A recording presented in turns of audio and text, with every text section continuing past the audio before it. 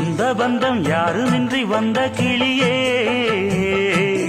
ஒரு சொந்தம் இப்போ வந்ததென்ன வாசல் வழியே